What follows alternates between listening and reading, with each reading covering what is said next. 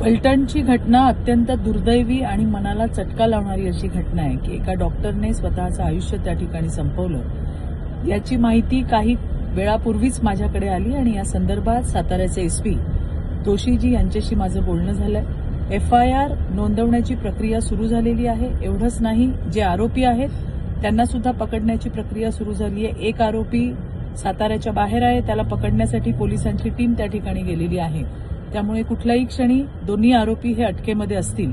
या संदर्भामध्ये मुलीने याआधी अशा पद्धतीचा मला त्रास होतोय अशी काही कंप्लेंट दिली होती का याचा सुद्धा आम्ही शोध घेतोय। जर दिली असेल तर त्याच्यावर कारवाई का झाली नाही याची सुद्धा माहिती घेतोय।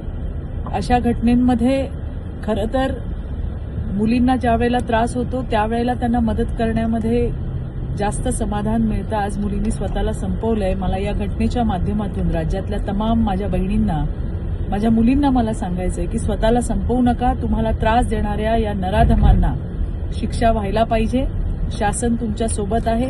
देवाभाऊंनी तुमच्या सुरक्षेसाठी 112 नंबरची हेल्पलाईन सुद्धा त्या ठिकाणी ठेवलेली आहे। ज्या वेळेला असा त्रास होतो त्यावेळेला स्वतःला संपवण्यापेक्षा जे आपल्याला त्रास देतात त्यांच्यावरती कारवाई व्हायला पाहिजे आणि त्यासाठी आम्ही सगळेजण तुमच्या सोबत आहोत।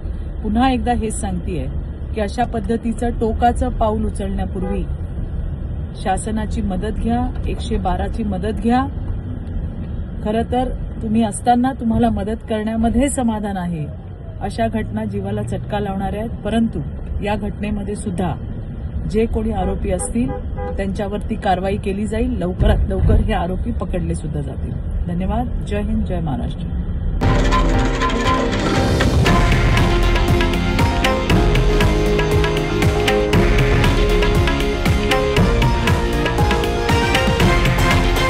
हे आहे देशातील नंबर 1 न्यूज नेटवर्क आणि आपण पाहत आहात TV9 मराठी, एकमेव।